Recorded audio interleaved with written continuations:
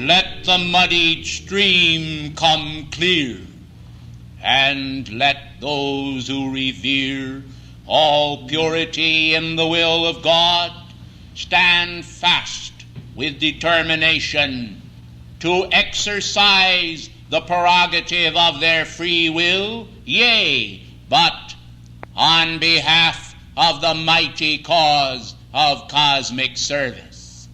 The curious, those individuals who flit from flower to flower, as it were, to sip the nectar from 1,000 flowers. These shall circle the entire neighborhood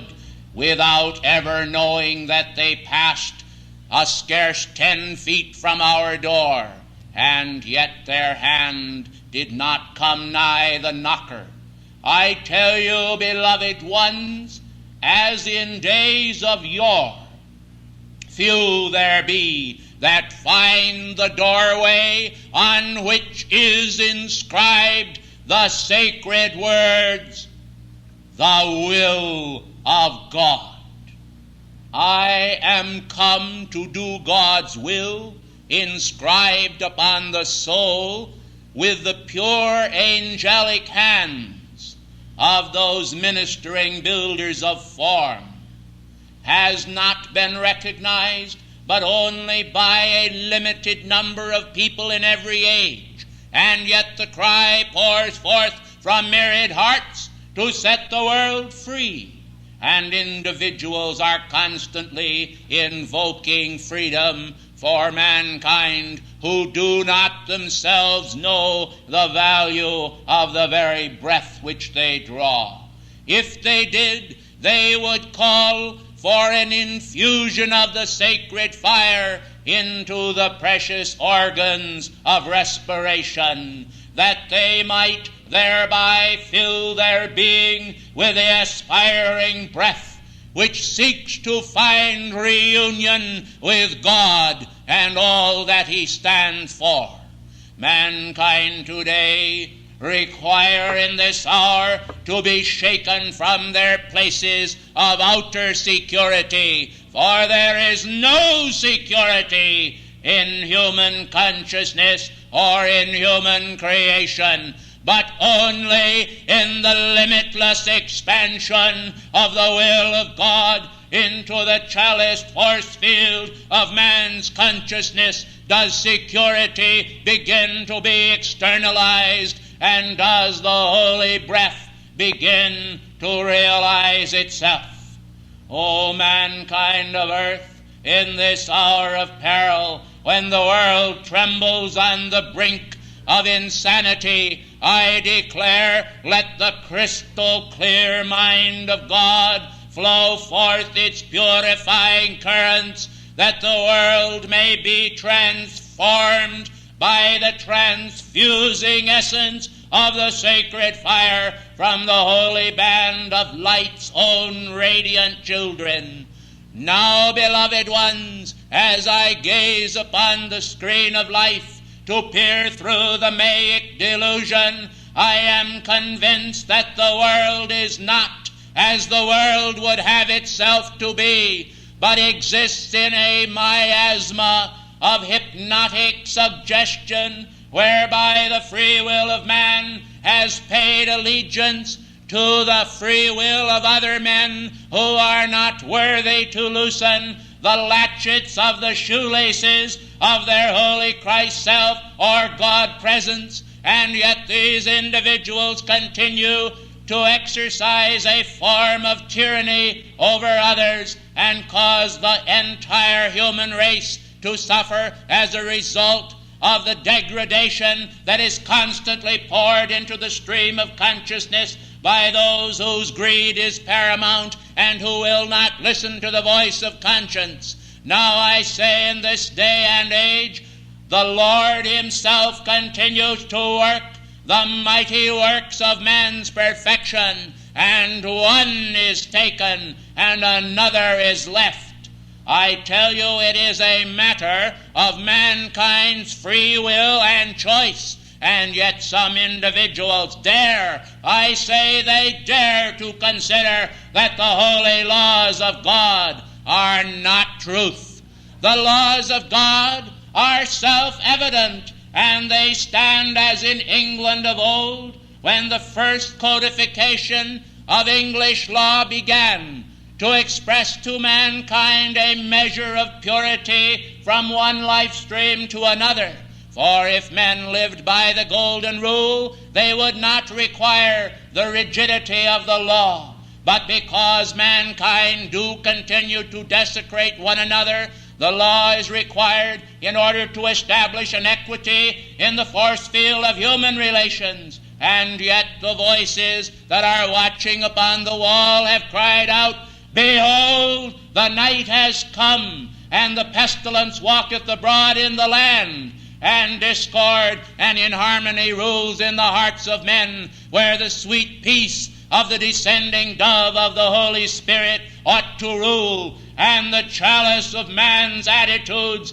ought to be extended heavenward in a wondrous conclave of light, whereby the round table, envisioned of old in England, would extend its borders and circumference to embrace the consciousness of all Christ-loving individuals upon this planet, that the communicants of that table might in cosmic purity hold to the immortal vision of the great white brotherhood and the cosmic masters who themselves have submitted to the will of God for ages and ages, many of them having scarcely even peeped out upon the consciousness of mankind to even know what is transpiring here. And yet those of us committed to guide mankind's destiny continue to overwatch the world and to seek to find some measure of cosmic security which we can establish regardless of the violations of mankind's own evil manifestation, which they have permitted to usurp the divine authority in their world. And now I say, let mankind take heed, for at a recent meeting of the Great Karmic Board, it was decided to go back many lifetimes and to draw forth cosmic energy from the records of individuals and bring this to the doorstep of certain especially recalcitrant individuals, that they might be brought to judgment in this day and age for the awful vanity of their being and their expression of discord which they have poured out to the entire world.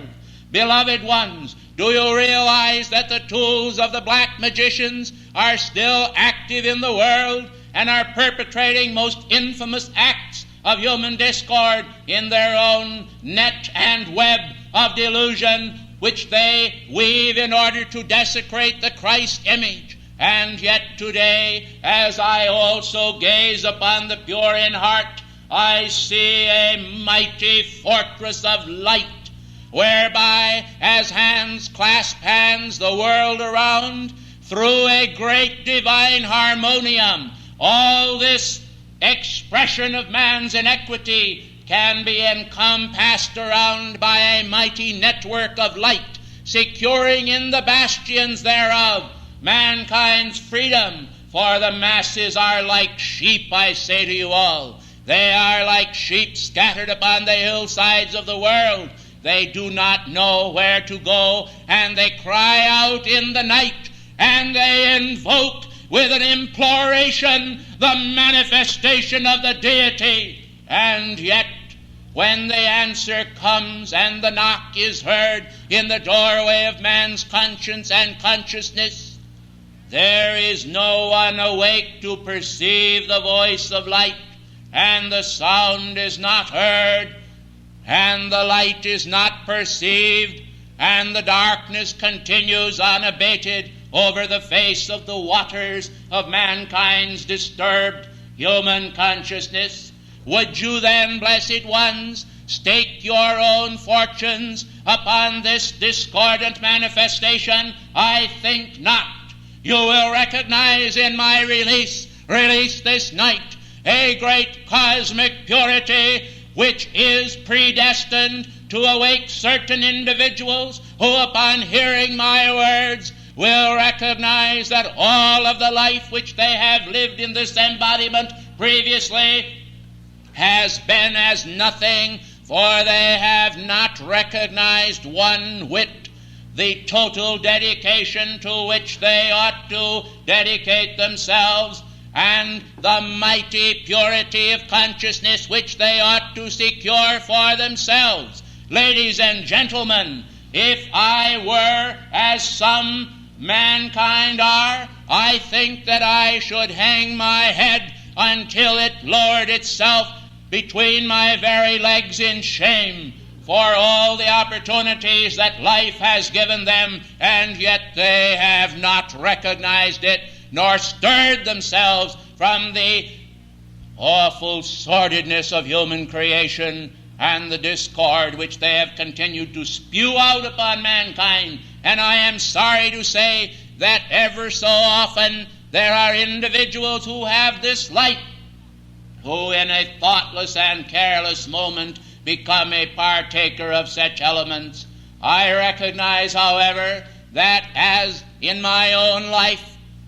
in ages past, you do fall upon your knees in humble imploration to God, that you also be delivered of that thrust of evil into the force field of your being, and that quality which is not light become transmuted into the sacred essence, so that the world may be more blessed by the precious intent of your heart. And so I come now to recapitulate for you tonight the wonderful chalice which all of you have, a repository of light which is filled with many wonderful thoughts, a precious alabaster jar,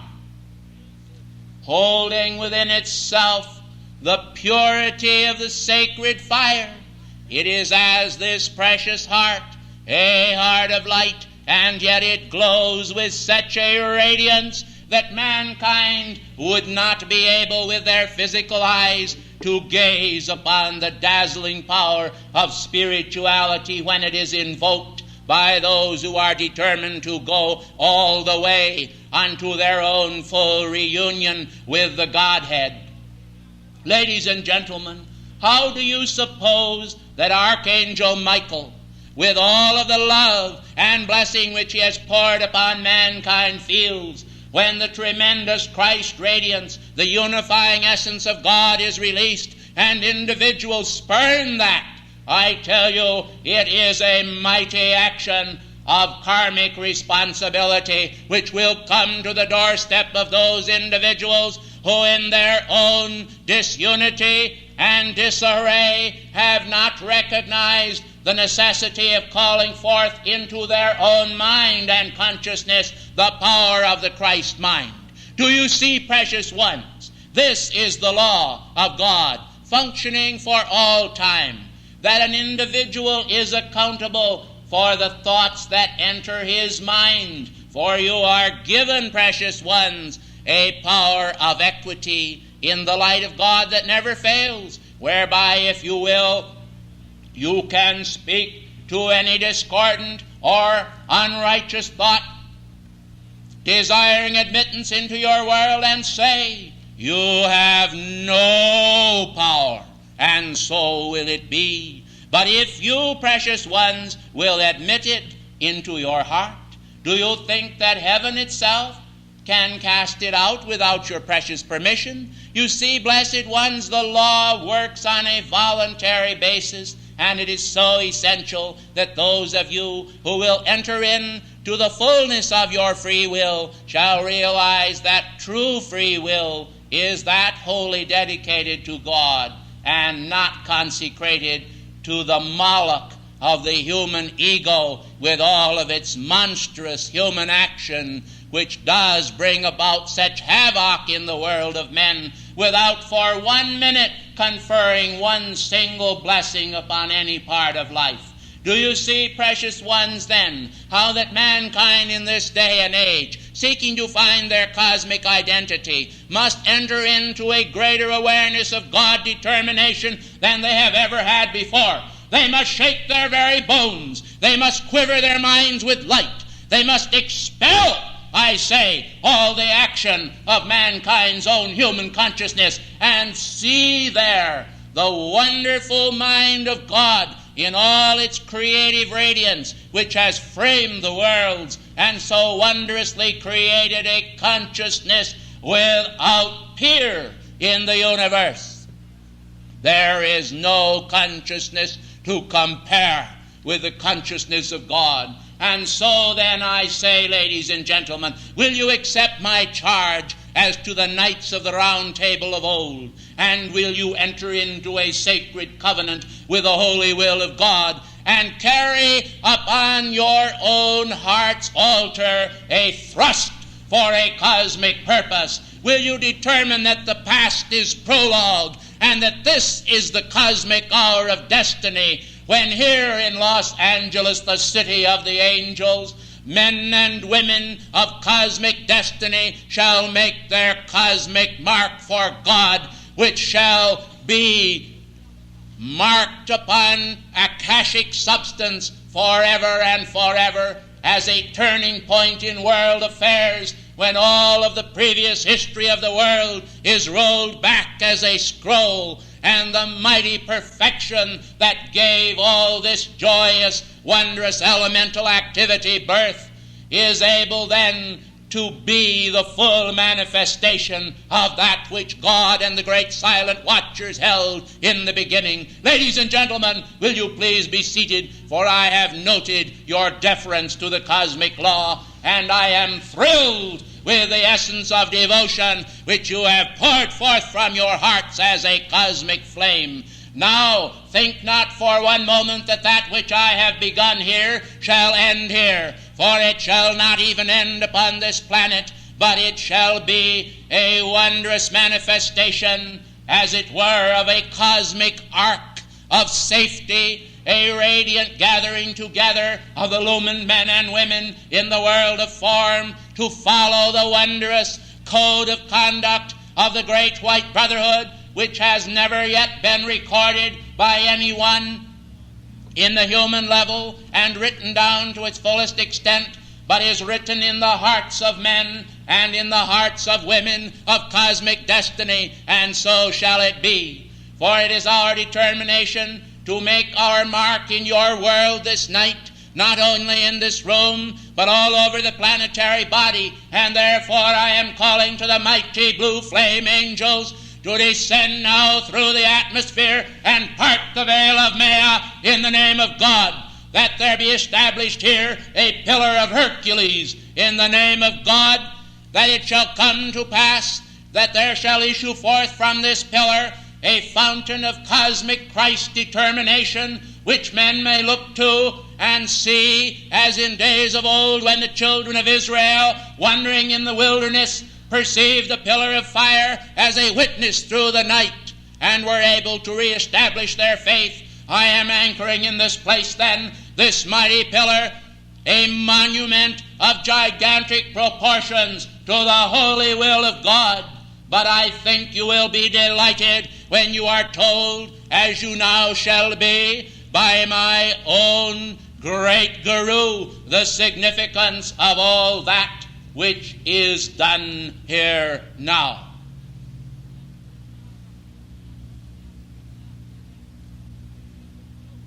The light which beloved El Morya has established here this night shall be focused in every receptive consciousness, and those who have faith in his words shall receive my enfolding blessing to consecrate in your own hearts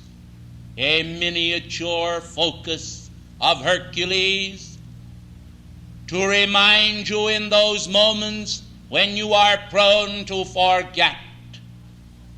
that the ascended masters do not ever forget. I thank you and return you to El Morya. Most blessed ones, coming back now in full consciousness of each one of you individually in this room, I say to all of you individually, the quickening power of the great God flame within you is linked to the holy will of God. And as you consecrate this wondrous gift which you have received day by day, it shall expand in your world, and there is no limit set to its expansion save the full dimension of the gigantic force field which we have established here. And this means that every one of you who will, if you give attention to this each day, can expand your individualized focuses until they are equal to that which we are here establishing. Ladies and gentlemen, knowing the great love of your heart, and knowing also that you remain yet in the human octave, I shall withdraw from you now, and shall not continue to speak to you only for a moment more. But that is to remind you that that which I have told you has been issued forth rapidly. And I have also spoken to your souls in another manner while this dictation was going forth. And I know that those of you who will attune with your presence will be able to decipher those mighty glyphs of light which are released into the substance of your worlds. I thank you in God's holy name, and I seal you in his mighty cosmic blue flame of God's will. O blessed ones, let this conference expand, and let all that goes forth spread the light of freedom in this our land. Let joy increase in every heart, and let none ever from God be apart, but always one in the firmness of the rock. For this faith shall draw forth the stone, the sword, the radiance, the cross, the light, and the strength to move destiny, your own. I thank you.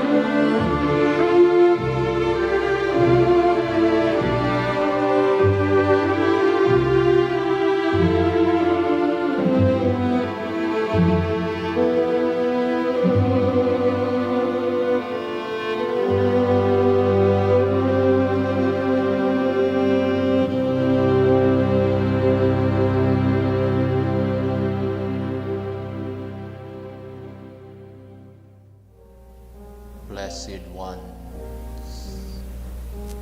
in quietness men gathered unto themselves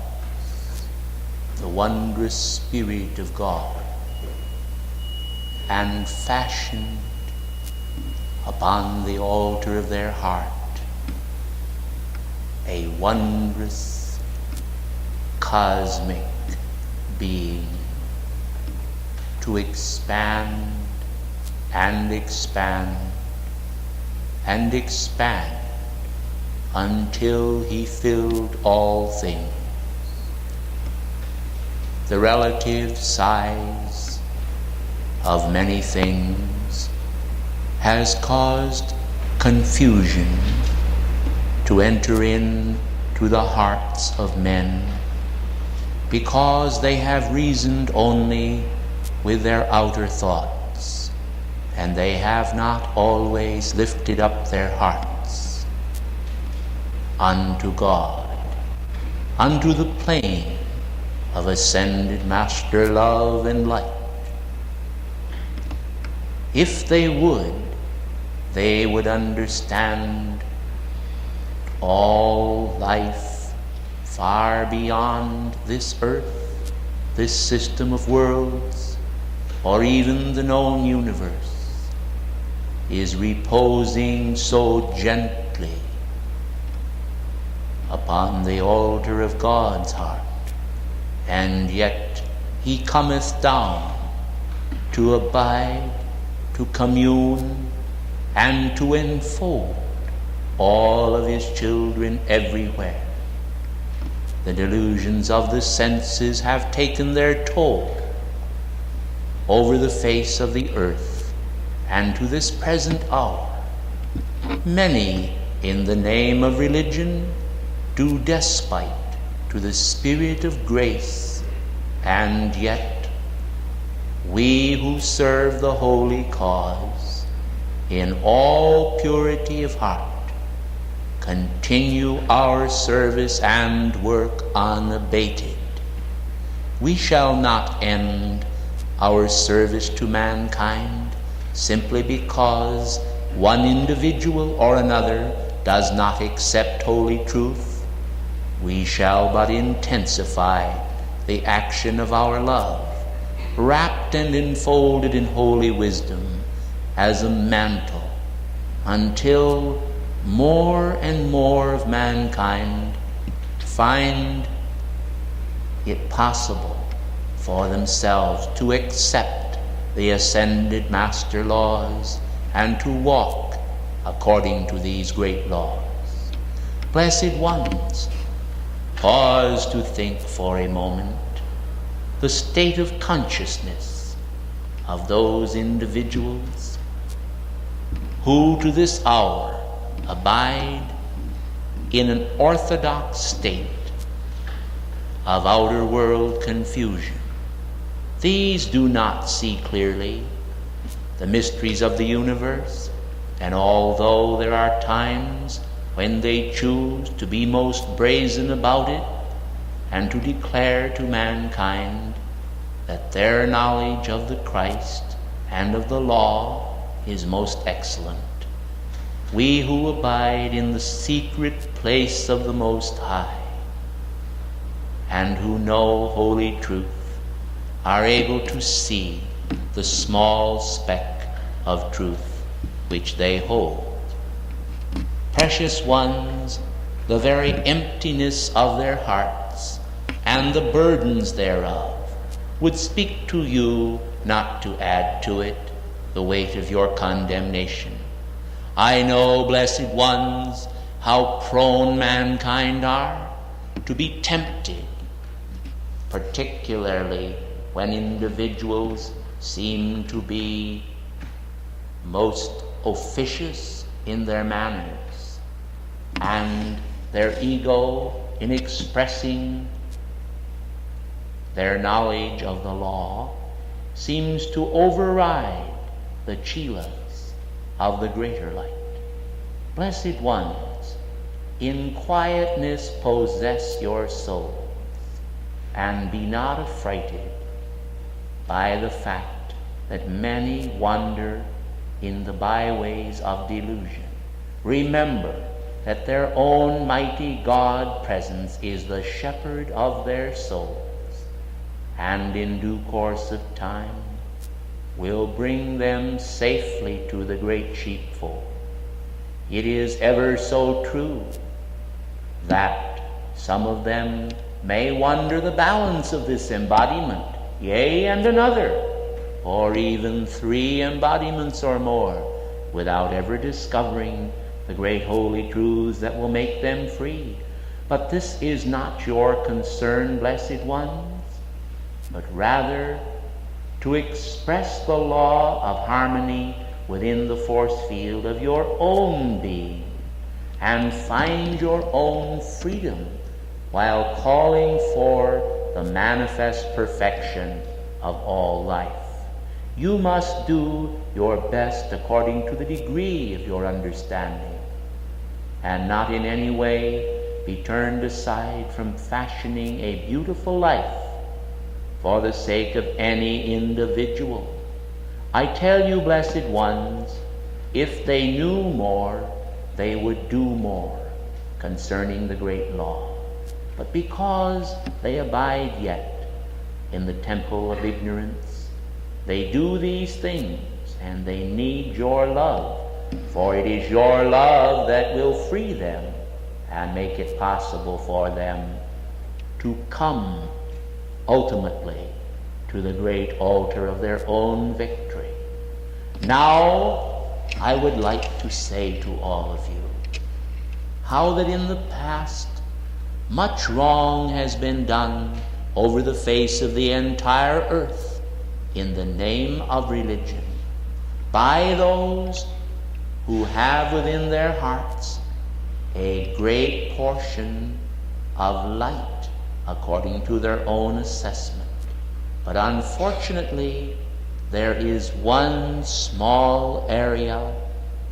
of understanding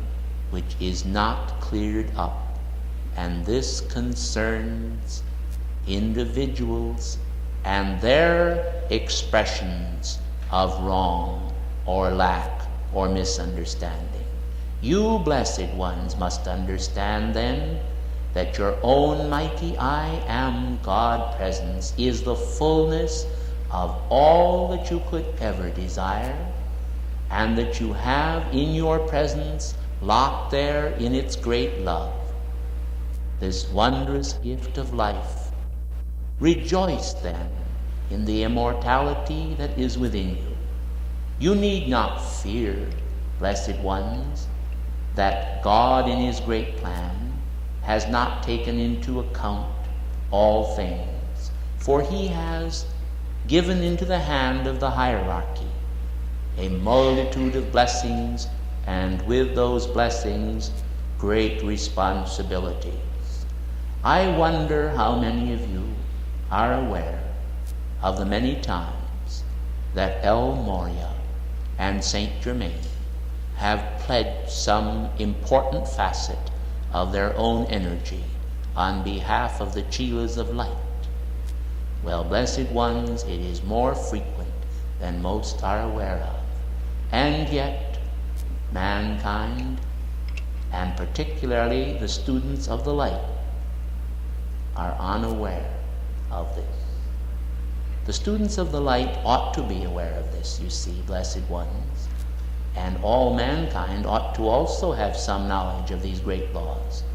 But they do not now, and yet when the hour of their illumination comes, it will be as though a great rising, dazzling sun had suddenly burst forth in their being, and all of the preceding sunless days, when their identity was lost in the miasma of the night, will be as nothing, for they will behold the light, and it will move to the zenith of their own being, even as it has with you, and they will find their way to the place where the Lord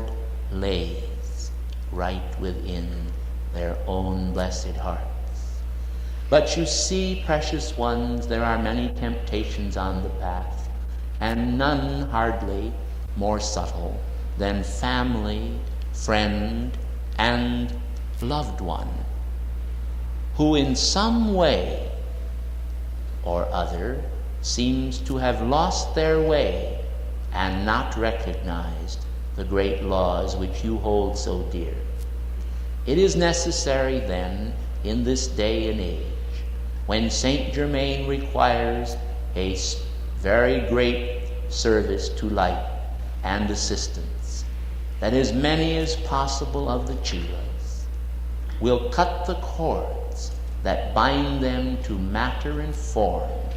and to rigid outer custom, and pay supreme allegiance to their God presence and the mighty design of their being. You see, precious ones, when you step through the portals and come to the other side of life from the one you are presently on, the important things to you then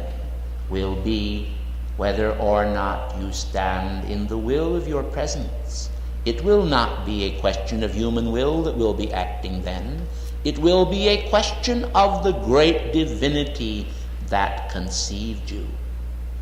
Precious ones, as the light from my heart streams forth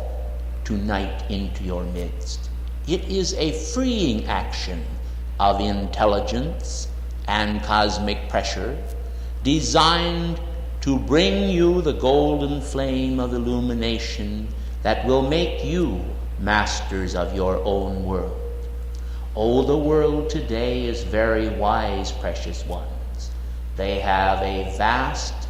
storehouse of knowledge, and yet they are unable sometimes to solve the simplest problems which confront them. Whereas you, by a simple call in many cases, have utterly evaporated the most dire circumstances. This is almost amusing, and yet it is a wonderful action of the cosmic law which pours through the students who understand how to use it. But you see, it would be utterly valueless to those who had no faith in it and therefore would not use it. Precious ones, you need not feel ever a sense of separation, as though you are a people who are in some way completely not a part of life, because at the present time your numbers are not in the majority. Precious ones, do you know that cosmically speaking, the angelic host and cosmic host so far outnumber the mankind of earth who abide in the nets of delusion, that it is they then who are in the minority, whereas you are a part of that great cosmic majority who bow the knee unto God and confess both in heart and with tongue that your own divinity is the master of your world. And by this confession you amplify the power of light within you to direct your thoughts so that they are channeled properly. And thus, as you think, so you become. And because you think wisely and think well, you become wise men,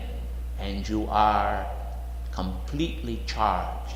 with God virtue at all times. It is true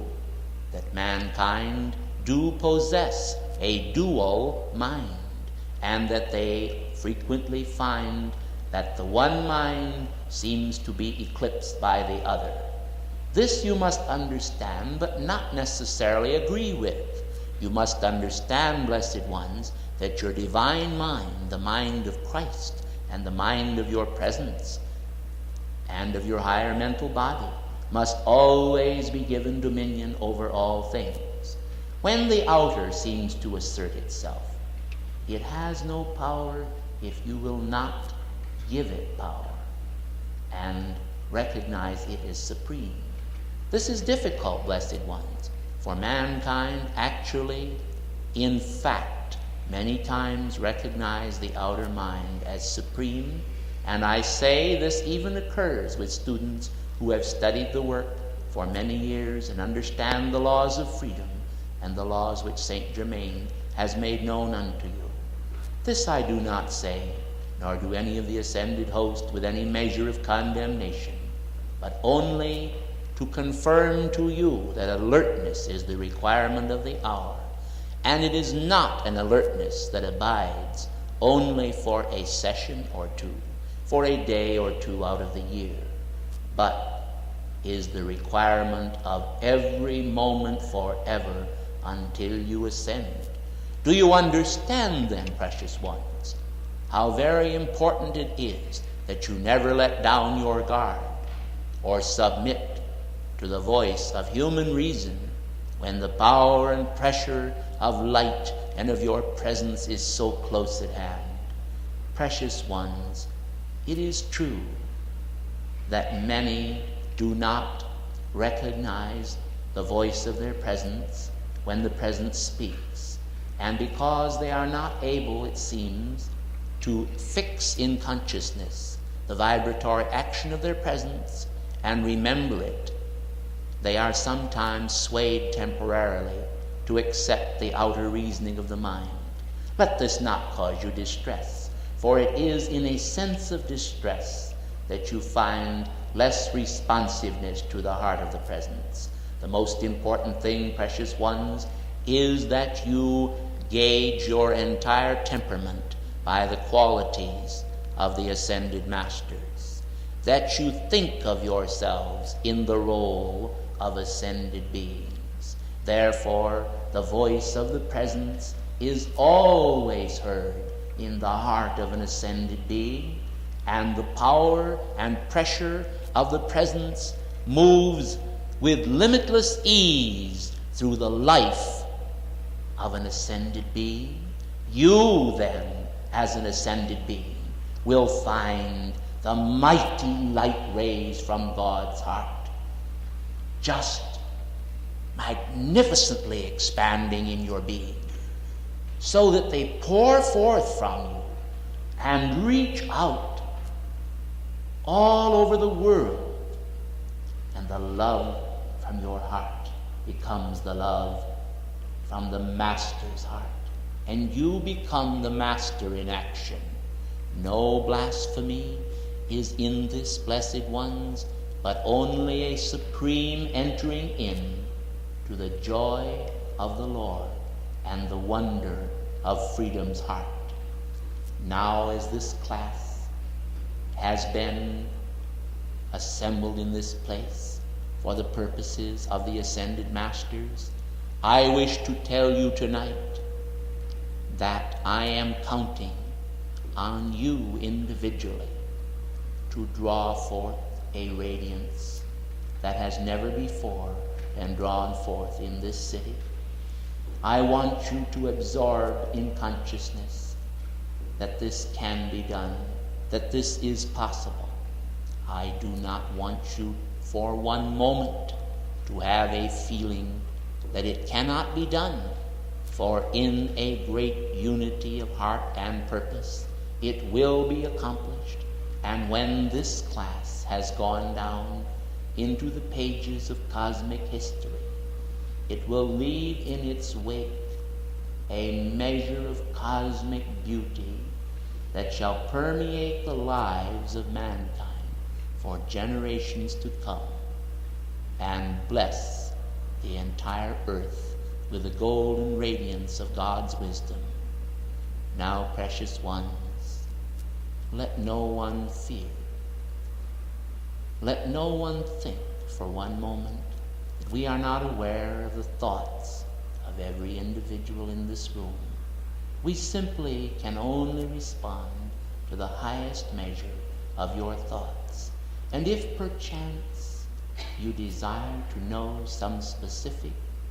matter relating to your own life, remember, precious ones, that there are times when we do not choose to expound these matters in an open class such as this,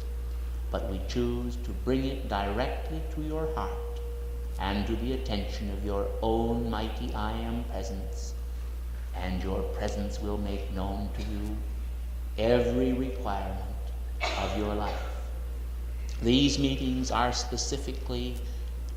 called together for a purpose, And that purpose is the expansion of the light of all mankind and the great work of the ascended masters. It is also intended to assist all who attend to find a greater measure of freedom in their world, that they may ascend in the fullness of time back to the heart of their own great source. Now, as you take measure of that which I am releasing to you tonight, remember that in simplicity's grace, I bring to you a keynote, and my keynote this night has to do with you individually unfolding your own talents in the drawing forth of light. Now, mankind could very easily, for example, imagine that we would use one individual alone to draw forth light and charge that individual with the total responsibility of doing it. Well, you see, precious ones, this is not our purpose, for we would like tonight to see all of you as messengers of God's light. We would like to see each one of you draw forth the greatest quantity of God's light that you possibly could ever do, and a greater amount than you thought you ever could do before this class begun. Do you see what this will mean to Saint Germain, precious ones, if you do this? Do you recognize then that this class is an opportunity for the individual? Certainly not a mere opportunity for the Blessed One to whom I am speaking to come and expand his light, but an opportunity for you to expand your light through your own God presence. This then will make it so much greater. For it is true that we could and have on many occasions used one individual to absolutely inspire a large multitude to the point where their happiness knew no bounds. But the keynote of this class is intended to be illumination for all, and therefore the great ones in Darjeeling, and in the Cave of Light, and in the Royal Tetons have urged me to tell you all that we expect you every hour from tonight until we meet again, until you are called to gather, to make a greater attempt than you have ever made before to expand your own flame of illumination, so that this may be a golden age conference, because you have helped to make it so. I can promise you one thing, that if you do your part, the great law shall not forget. The great law shall remember. The great law shall pour out life and love and beauty. The great law shall act, and you all individually will flash forth as a sun of illumined splendor, not upon earth's pages alone, but upon the cosmic pages of eternity. And I say to you now, in the name of holy wisdom, this is not only possible, but most probable. I thank you and bid you good evening.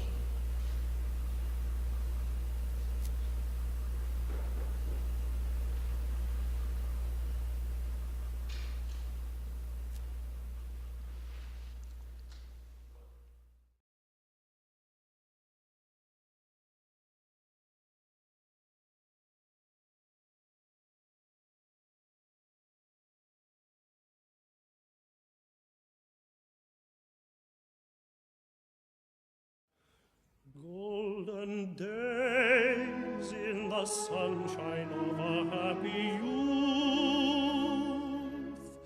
golden days full of innocence and full of truth. In our hearts we remember them all else above. Golden days, days of youth and love, how we love so still, looking back through memory's haze, we will know life has nothing sweeter than its springtime. Golden days when we're young, golden days.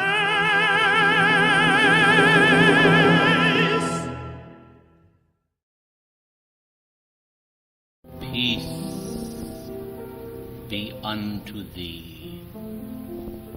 In the fragrant breath of the eternal springtime, I am come, aware of the holy beauty that is found throughout the cosmos, the wondrous design of the infinite Father of love. I am privileged then to dispense in his holy name on behalf of the beloved Goddess Meru and myself the offerings of holy illumination, consecration and dedication to the most profound purposes in universal consciousness, which transcends the consciousness of earth, even as the blazing sun of this system transcends the light of the moon. I come then unto you, bearing with me the gift of illumination as a tangible, breathing offering of my heart and being. We are gentle people, and we hold in our hearts the holiest offering of God's own love, clothed with simplicity, sweetness, and offered to those who are willing to come apart from the world and all of the outer glamour of the world, the glitter and the tinsel and the discomforts thereof, and cloister themselves in holy concepts with the mighty communion flame of holy wisdom. Now the divine Theosophia is an elusive lady of heaven, fleeing from those who pursue her at times because of the impurity of their motives, and conferring upon the humble of heart the most magnificent offerings that has ever been displayed. Yet, as diamonds in the rough, mankind are not always able to perceive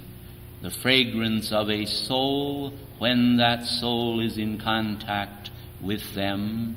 sometimes deferring recognition until many embodiments later. For example, there were many individuals who encompassed the Christ around about in the outer ring of the multitude upon the hillsides of Judea, who did not fully believe the report of God that manifested through him, although they also heard and were privileged to hear the words of John the Baptist as the voice of one crying in the wilderness. These same individuals have in this day and age frequently been drawn to services such as ye are now engaged in, and have this much later in time, 2,000 years having elapsed, have recognized the yearning of their hearts fulfilled in the hearing of the beamed words of the Christ from his higher radiance. Beloved ones, this is perfectly understandable, and I say to you that heaven, in the person of the ascended hosts, is not impatient, not nearly so impatient as the inner being of man, with all of his soul hungers, who desires to find freedom in reunion with his divine presence. You see, blessed ones, consecrated as we are to the enlightenment of mankind, and being a part of the bodhisattva idealists who have offered ourselves for a long period of time on behalf of the world, we are not, as I said before,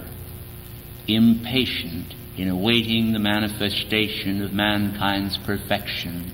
but we are long-suffering in charity and holy kindness to mankind.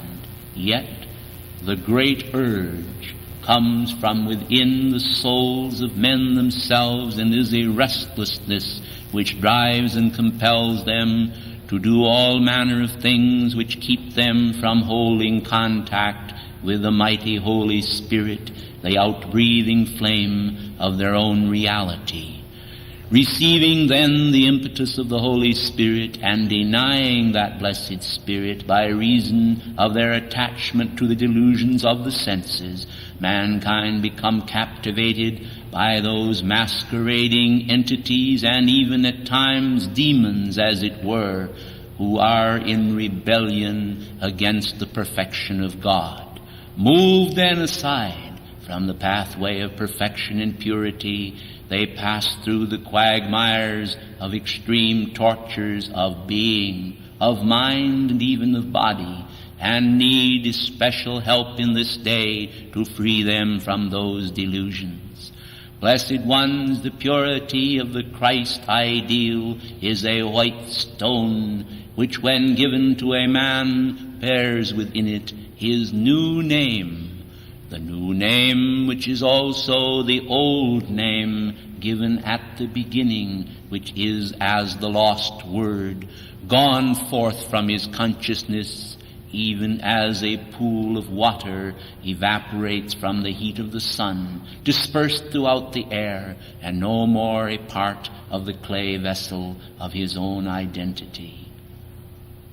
Gone then the splendor of man's soul and being, he cannot help but seek to repair the breach and to draw himself into attunement with the celestial radiance of immortality. Seeking in an outer way to do this, he does not often realize that he is shorn of his immortality temporarily, and he seeks some form of palliation and pleasure, and finds scarce little in the transitory and enervating experiences which come to him, in the bitterness then of gall, and in a form of practiced self-deceit, mankind continues to plod across the deserts of life, barrenness then being his portion, and despair in the wilderness that is not apart from God, and yet seems so empty of reality. When we consider the meaning then of the fresh winds of the Holy Spirit sweeping across these deserts and clearing a way so that man can find reunion with his identity, we realize that it will spell an end to these shrieking demons of deceit that have poisoned the pure consciousness of man in all of its pristine purity. And we realize that man will once again come to himself, awake in God, awake in holy illumination's flame, and charged with the vibratory action thereof, which will inspire him to a full knowing of his identity, not as an individualized person set apart without any other part linked to himself, but one who possesses always the androgynous nature of God, the manifestation of his divine consort or twin flame. This twin flame, not always in immediate reach of his life stream, seems to draw him also to ascend. I say this specifically for those whose twin flames are in the ascended realms, and for those yet wandering the earth. There is also a pull, drawing them, as it were, to pursue outer things, and in the dissatisfaction thereof they cannot find their way back home. Yet in the heart of God there is the inspired essence of God's own being, the individualized I am presence being the key stone, the arch in the chinks of man's identity, the missing link, as it were, which draws him and connects him with that pure ideal which came forth from the mind of God in the beginning before the world was. And so all of the vacancy occasioned by the absence of the twin ray contact can be supplied through the mighty I am presence of any individual, and man no longer is then alone, but is all one, a part of his own best half as well as a part of his own divinity. For the best portion of man resides above him, high in the upper atmosphere, as it were, in most cases not close at hand, and yet can be drawn by love and devotion to descend with the pristine radiance of God that will make of that one a blessed person charged with his holy identity. You see, blessed ones, when individuals act from the human level, they are not always aware of the implications of the karmic responsibilities which life charges them with, and they go forth in a form of human vanity, seeking to bring to their own ego the lacks which it needs. They seek then to fulfill these lacks in the outer world consciousness and by attracting attention to their personal self. This is a form of human ignorance which has its own reward, and that reward is not on the positive side of the ledger, but is a debit to their life stream and brings them into discordant contacts which always result from the wrong action of the use of life's flames of balance, whether ignorantly or whether rightfully applied. You see, beloved ones, the flames of life are intended to balance the identity of man between his divine self. And when man uses these flames in ignorance, drawing forth energy therefrom, and misuses them and misqualifies them, there is always a karmic penalty attached. And yet, the mighty power of life continues on. Now there are many individuals in the world engaged in a form of spiritual service who desire to attract attention to their own outer selves and personalities, simply to fulfill this particular hunger of their own being. But you shall know them by their fruits if you will but look and gaze with the purity of your own heart. You cannot avoid being able to separate the chaff from the wheat in mortal conduct, and therefore you will use holy illumination's flame in Christ's discrimination that does not believe all the spirits, but tries the spirits to see if they be of God. That which is of God is always earmarked by a manifestation of cosmic purity descending from the heart of God, and it is unmistakable once it is known. The vibratory quality, the exhilaration, the uplift, the elevation, the ennoblement of the mind by the vibratory action released therefrom is always a key to mankind, which shows them that it is a release of God, released through some form of his being, whether angelic consciousness, ascended master consciousness, or the mighty I am presence, or holy Christ self of an individual. You see, that which is higher and greater always contains the lesser, and the lesser being contained therein must of necessity bow the knee to acknowledge the greatness of the God identity that is above. For every knee shall bow, and every tongue shall confess that the mighty I am presence is God, the God of very gods, individualized for all, so that none should be alone or separated from their own cosmic identity, so that all should feel a part of God. In the beginning, when the mighty majesty of the cosmic dreams was spun for this system of worlds, the divine councils that met together decreed, and these were lords of the flame, that only the consciousness of God in its highest aspects should be man's portion. And so he was created in the immortal image. His straying forth through misuse of the power of free will has naturally caused him grief and distress. But this shall, this can, this will, this must be mended by illumination's flame, by holy wisdom directing the life of mankind away from false goals and back to the truth of his identity. When man finds his holy identity, he will never desire to lose it again, but will cherish it as the most precious gift of heaven's own heart. The lovely lady Meru, coming with me this morning, but choosing to observe a ritual of silence, is not without compassion toward those of you who are troubled by some form of misunderstanding concerning the law. She desires me to say unto you, be patient with yourselves, for you yourself are indeed a key, and by your conduct you turn that key in the door of Holy Illumination's temple. And so when you are ready, the great cosmic light will appear, and you will have illumination on those things which now seem somewhat dim to your consciousness. You will understand many things in a clearer way, but you require patience. You sometimes transfer your own impatience, as it were, to be going forward in the light to others. And sometimes condemnation is directed at them innocently enough.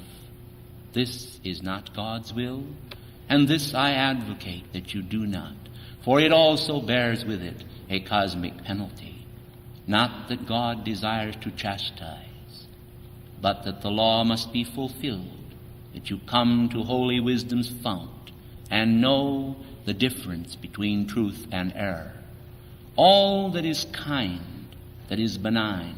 that bestows grace upon men, all that makes mankind comfortable, this is of God. It is an offering of the Holy Spirit, and it is something to be bound upon the heart and upon the head at all times, to be retained there as a useful instrument in the molding and fashioning of the great future that lies before you all. So long as it is cast aside because of its simplicity, or because you have heard it before, it means that you delay the manifestation of your own immortality. This I know you are not wont to do, and therefore I say to you all, bind kindness, love, mercy, comfort, and grace upon your being, and use this with those you meet, all, those illumined, those unillumined, and so bring about the renaissance of the good and beautiful upon the planet. Thus ye prepare the way for the coming of the Christ, for the coming of angelic beings into visibility, for the coming of the ascended masters to walk and talk with you in full view and vision. And therefore I say to you all, when he shall appear, you shall be like him. Hasten that day. It is illumination's message of the hour from Lake Titicaca and from our heart of golden illumination's flame. May it blaze in all hearts. Good afternoon to you all.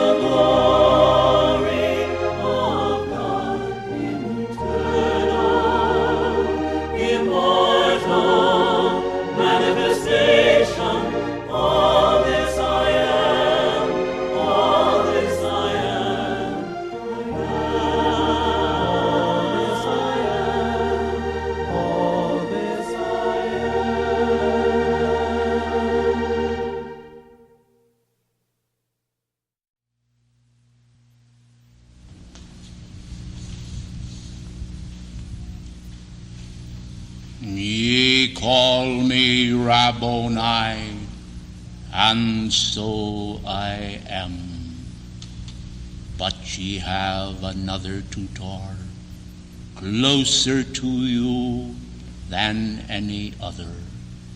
whom you call your holy Christ's self. This wondrous aspect of your threefold divinity, this blessed mediator, was the role which I outpictured in my Galilean embodiment. But today, as you draw nigh unto the presence of your own divinity, that immortal portion of life which God has given to thee as thy divine inheritance, know that it must be through the gateway of thine own selfhood and not another. As I spake unto the multitudes by the sea and upon the hillsides of Judea, I proclaim to them the invincible freedom of their own God's self. This power locked within the heart of man's being is the authority over all outer conditions, and has the power within its own fiats of light to say unto those in the grave, arise and come forth. And they that are bound will come forth and manifest a renewal of the ancient covenant of life that beats the heart of all mankind by the authority of the dictum of heaven. And now, as I am come to encompass you round about with that love which of old framed the worlds, I am reminded that this generation, like unto previous generations, is not always alert to all of the divine opportunities which life has given. And I proclaim as of old to all, awake and behold the salvation of the Lord thy God. See, stand still, and witness for thyself that when all outer progress is stilled and man relies upon that spinning thread of light that is the descent of his own divinity through the soft folds of night, that will illumine him and bring him to the noontide of his existence, man must know that in the stillness of being he is in reality God, a manifestation of God, yea, I say, and more than a manifestation of God, but the God of very gods, if he will enter into the consciousness of all-knowing, which declares to the world, I am that I am. It is in the concept of insignificance that mankind bestow upon themselves such a paltry title, a man less than the angelic hosts, crowned with more glory, I say, yea, when the title is claimed and recognition is paid, not in a false humility or a sense of unknowing, but a sense of becoming that which in reality you are. I cannot, in this day and age, with all of the love of heaven, dare to say unto you, you are less than that, and proclaim the immortality and intelligence which brought ye forth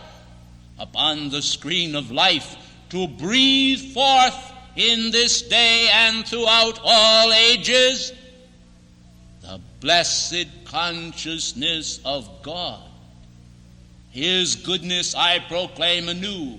and I proclaim it to set the captives free who have long been bound under the spell of human illusion, which through the thraldom of the senses has caused mankind to weave garments not of pure white substance, but interwoven, as it were,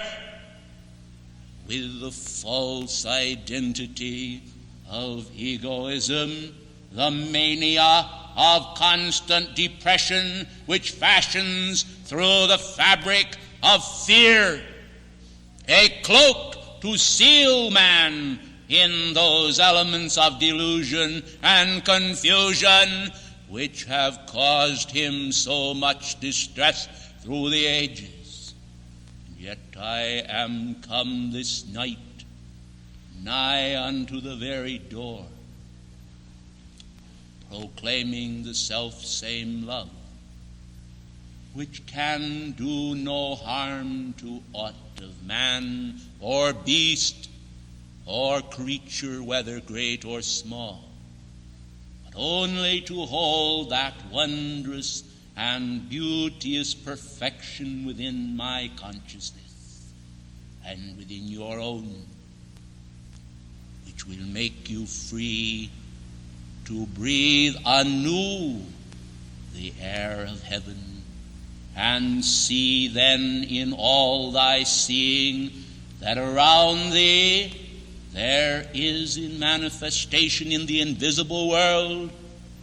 the kingdoms not only of the air and the sea and all that in the sea is, but also in the earth and the heart, where the precious minerals are stored, and in the heart of being, thy earthly vessel and tabernacle, and also, above all, in the mighty crown, the fire of life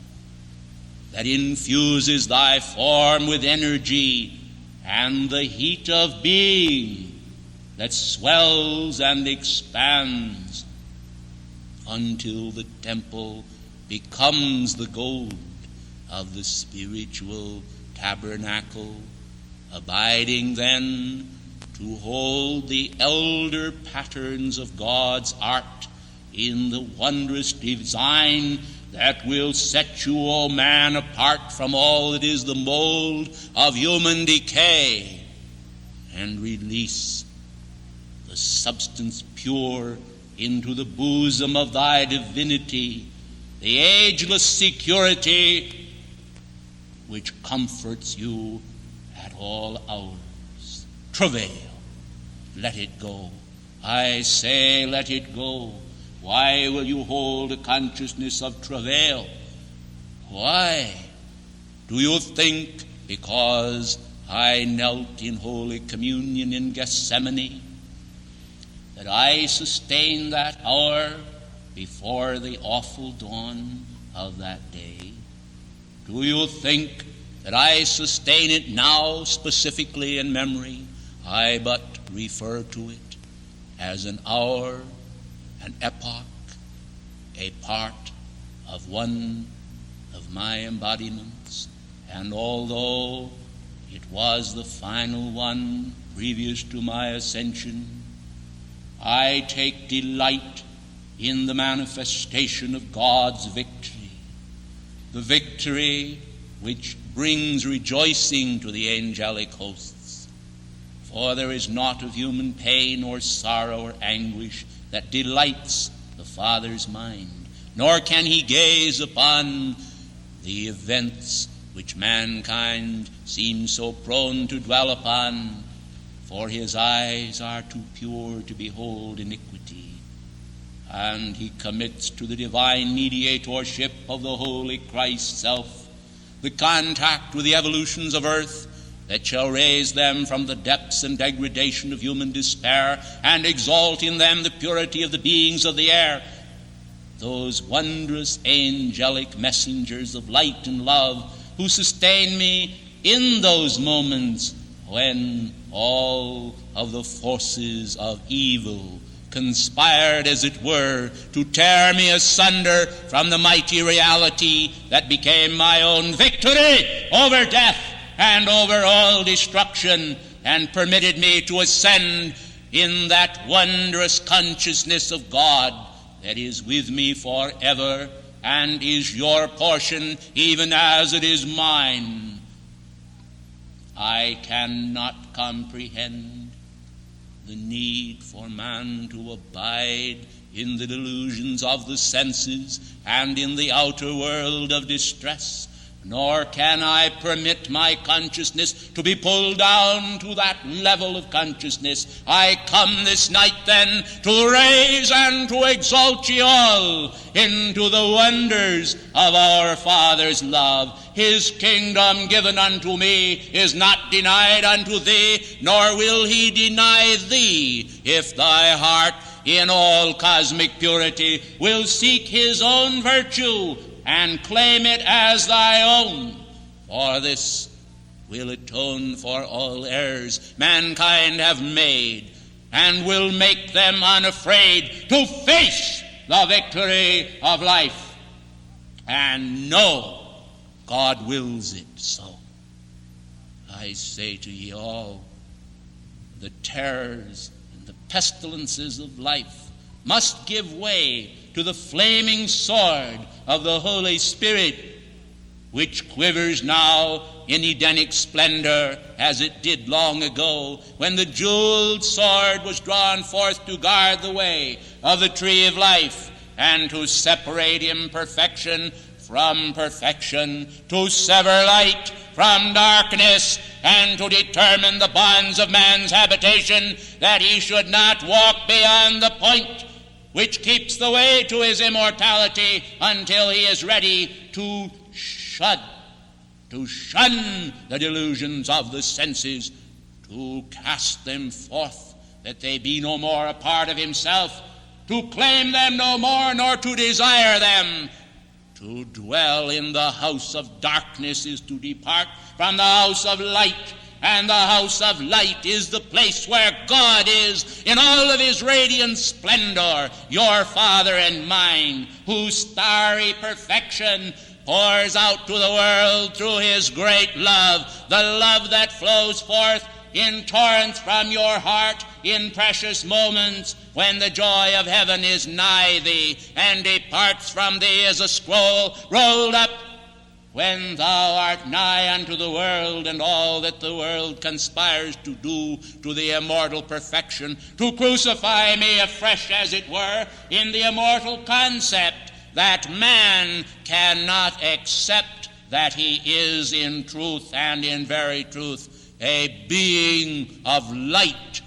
that he is, regardless of mankind's own hypocrisy, regardless of mankind's own sensuality, regardless of mankind's own impurity, regardless of mankind's own viciousness, he is a being of light. He came forth to do God's will and to redeem the earth, not I alone as one, but all mankind for the same supreme purpose, that is the unfolding of divinity which flows forth by the power of light and light alone, so that there will occur a covering of the earth with the knowledge of God that shall replace that knowledge of mortality and density, that unreasoning spirit which does not do aught but compromise man's immortality by a senseless merry-go-round of human fear and foolishness, departing then from compassion and true love and seeking its own way. until at last in utter weariness of soul man turns to behold all that he is, and robed in that purity seeks to rise above the world and all the dust of man's concepts. I say to you now that the hierarchy does not desire to do aught this night but to bring you such a charge of love and light as shall never from you depart. And if there be some among you wearied in physical form, and desiring that I should not continue my discourse by reason of your own weariness, let me say unto thee that the light of God never fails, and the light which I am is the light which you are, and if you will claim it now, I can remove from your flesh forms any feeling of human fatigue and infuse you with the immortal love which I am, and you shall know no weariness of body, mind, or soul, but only the immaculate sense that desires to penetrate the mysteries of heaven in truth, in purity, in love, in compassion, in demonstration, and in an outworking and outpicturing of all that I am and all that ye are. And this cannot be until ye lay, as it were, at the altar of God, the altar of being, whose being but thy own, all that has been given thee, and then, having left thy burdens also upon the altar of life, depart from the sense and senselessness of raising these burdens to thy shoulders to carry. When I have spoken and spoken well, come unto me, all ye that labor and are heavy laden, and I will give you rest, for my burden is light. I come then in light, and I leave on wings of light, and those who will retain the moldering concepts of human decay, as St. Germain has told you in his wondrous exposition on alchemy, will but reap the fruitlessness of aborted efforts. But those of you who will recognize, even at this late hour, the opportunities that are before you, not departed, but here and in yourself. To you, I say, shall more be given, but to those who will not accept the opportunities which life gives, there shall be taken away even that which they have. For this is the fulfillment of the law, which must, by divine right, exorcise all that is impure, and bring all who are beings of love to the mighty caravan of light, sustaining in them God purity until they ascend and become a part of our band to render a service to the world and assist in the freeing of every soul. Lo, I am come. Lo, I am with you always. Lo, truth has spoken. Let him who hath an ear to hear and a heart to understand know that I am here. Know that I shall always be with those who love me, and I shall assist you in the transmuting of your burdens and the drawing of your consciousness up toward God and the fulfillment of the final ritual of being, your own ascension, your own victory. I thank you in God's name for your love. I thank you in God's name for your attention. And may the Holy Spirit, in all-encompassing bliss, blaze the fire of his being upon you. And may you know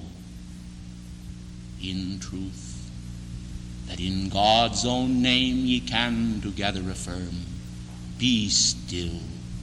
O human self, thou elements of human creation, and know that that portion of God that is thy own individualized being, thy own mighty I am presence,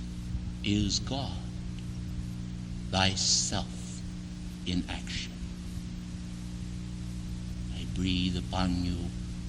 the parting fragrance of my heart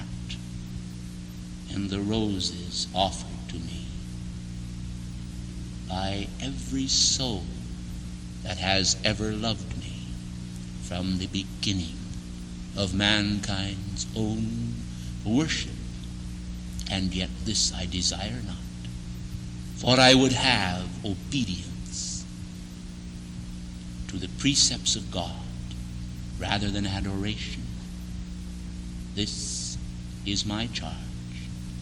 but it is my love. Thank you, and good evening.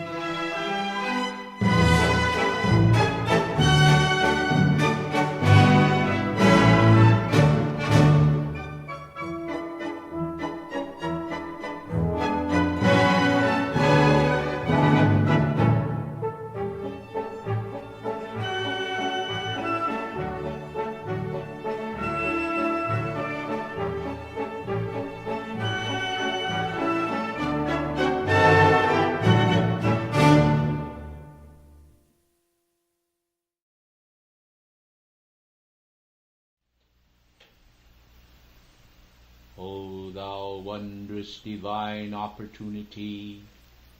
the inflow of the almighty power of light's perfection, come thou and assert thyself and thy dominion into the force field of each one of these children of light, and let them feel the wondrous outpouring of thy radiance, the consummate intelligence and power of Almighty God, whose every thought unfolds the perfection of man, even as the flower unfolds from the bud, until all are raised to that fair estate where the full manifestation of their own divinity is apparent to all, and they bloom on those Elysian fields where the purity and the radiance of heaven is the full perfection of their being in manifestation. Precious ones of the light, I am come this night in the holy name of freedom, and to remind you of the immortality that is locked within the pressure of light within your heart. The presence of light within your heart may seem to be a mere simple statement, and yet it is the fullness of all that the universal consciousness holds. For the anchor point of the flame of life within your being connects you with all worlds whatsoever, and enables you, if you will, to rise into a state of overcoming consciousness, whereby you can overcome the world and all that the world itself is held in bondage and become an absolute manifest child of light, that all who behold will know and feel the pressure and the presence of that light that is within you. Most gracious ones, I am come this night to speak to you concerning force fields, for I would have you to know that every individual has a force field of light or shadow, as the case may be, according to the measure of their qualification, which is anchored all around them in the human aura. But buildings and places also have force fields, which reflect the character of the individuals abiding there, and create a radiating point in the world for conditions of light or shadow, as the case may be. Now I am certain that all of the students of this great light will long to feel the pressure of those force fields of light, and to know that those force fields of light throughout the planetary body are interconnected by mighty rivers of light, streamers of divine radiance, which weave together the body of God throughout the entire planetary body. So much so that the retreat, for example, at the Grand Tetons is connected by mighty light rays with the retreat of the god and goddess Meru at Lake Titicaca in South America, and all retreats of the Great White Brotherhood are woven together into one magnificent outpouring. Know then, blessed ones, that wherever there are gathered together, as it were, even 2 or 3, in the name of the Christ, in the name of the mighty I Am Presence, there in the midst cometh forth the light, the connecting link that draws that focus and force field into the network of the entire Great White Brotherhood, and establishes there a pillar of mighty light, which brings to all in that general area a specific manifest radiation of the divine intent and purposes. I am come this night then to establish here in Minneapolis a specific quality of the God flame of freedom, to anchor here in this place a specific quality and radiation which shall cause the hearts of all who are receptive and responsive to the vibratory action of the light to feel and to know that a flame of freedom is anchored here. And yet, as I speak to you this night, I am prone to bestow upon all of you who will accept it a gift of a miniature flame of freedom anchored within the force field of your own being, according to your own measure of devotion to the holy cause, which you have externalized in your service to the light in past times. Blessed ones, know then that labor and virtue are their own reward, and have their own reward. For tonight I bring to you this specific gift, bestowing it then to you in the force field of your own hearts. Right where the mighty threefold flame of life is anchored, there I am depositing a specific momentum of the mighty flame of freedom, the power of victory for the entire planet, that wherever you go, you may be a bearer of the flame of freedom to all you come in contact with, generating then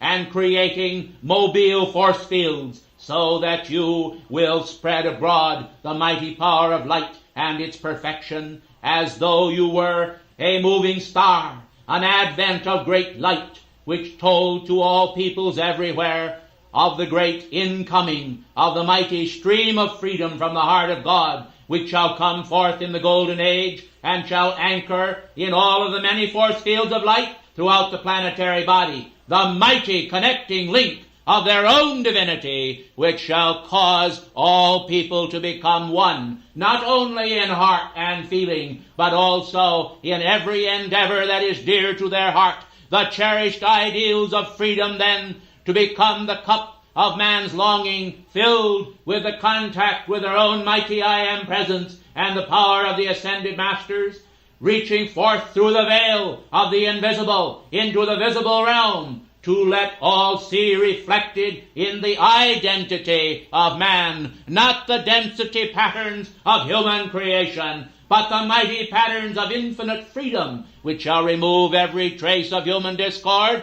and shall cause the individuals connected to me to be examples of the great light and the outpouring of the flame of freedom, which shall sweep the earth as a prairie fire until the earth is free, purified by the sacred fire and the washing of regeneration of the mighty Spirit of God, the Spirit of the Infinite One, who has created all men, and yet all do not acknowledge his presence, nor bow unto him, and acknowledge the preeminence of the mighty I Am presence of their life. Neither do all at the present time confess to the glory of their own divine identity, and acknowledge the name of the living Christ presence of their being as the mediator between themselves and their mighty I Am presence. Blessed ones, you do not know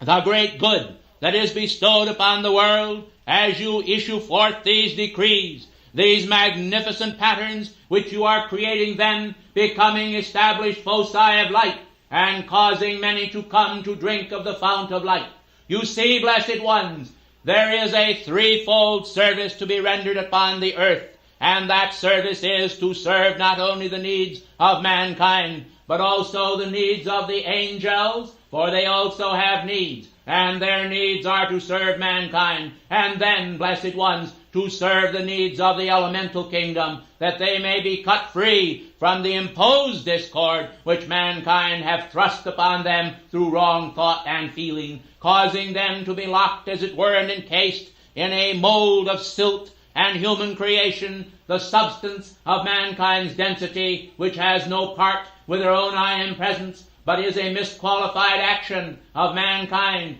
functioning then in the dimensions of human creation and the realm of the human ego, without the illumination of the sacred fire and the great release which freedom can bring to all who will accept it. I am called by mankind the God of freedom for the earth, and it is therefore a mighty joy for me to bring to you tonight, by the power of light, the infinite outpouring of that flame of freedom, that you may come to know that the veil connecting you with your own God presence can be made very, very thin, so that you can actually see and perceive through the veil the wonderful gleamings of the sacred fire. Precious ones, I remind you of the Grail mysteries. I remind you that your physical form then can become a repository for the holy substance of Almighty God, that can be anchored there in the flame within your heart, to cause the gleams of that bright coal from the altars of heaven to actually pass through the molecular structure of your body and beam forth not only from your eyes as a gleam that is twinkling from the eyes of God,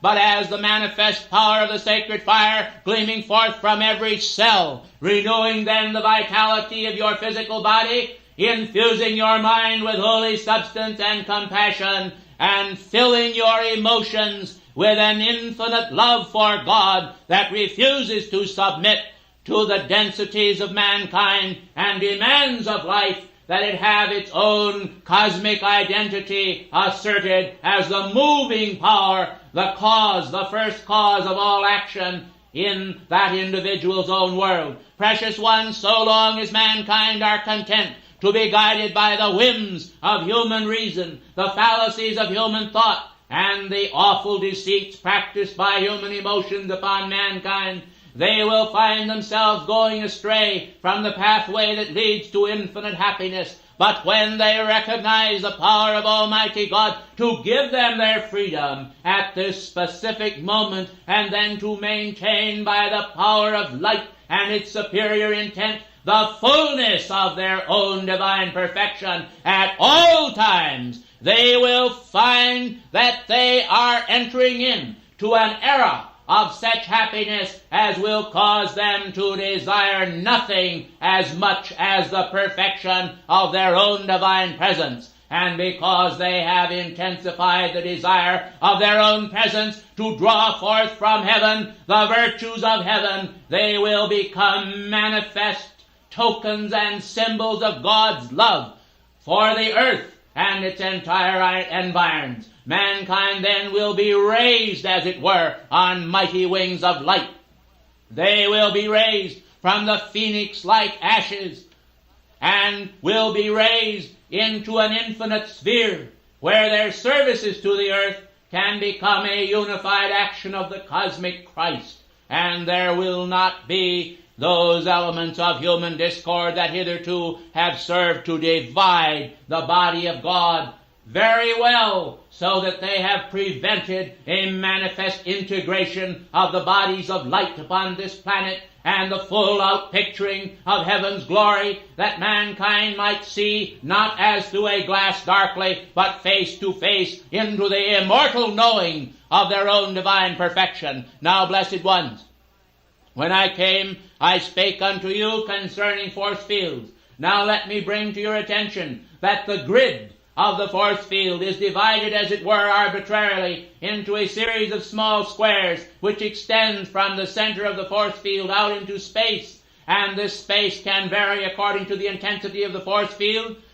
And I tell you, blessed ones, that some of the squares located very close to the very heart center of the force field are intense with a tremendous glowing radiance of white light, whereas as you proceed farther in space from the center of the force field, there is a lessening of the intensity of that radiation. Therefore, the more sensitive will of course be able to pick up this tremendous radiation even from a distance, whereas some will require a more intense action of the force field if they are to realize what is taking place in the mighty release of light. Therefore, you must understand that many of the scientific laws, blessed ones, which govern the manifestation of mankind's energy, does govern the forces of light and the release thereof. You must understand the difficulties which are sometimes encountered in communicating as we do with your octave as we are doing this evening, under conditions of opposition from the outer mind and consciousness of mankind,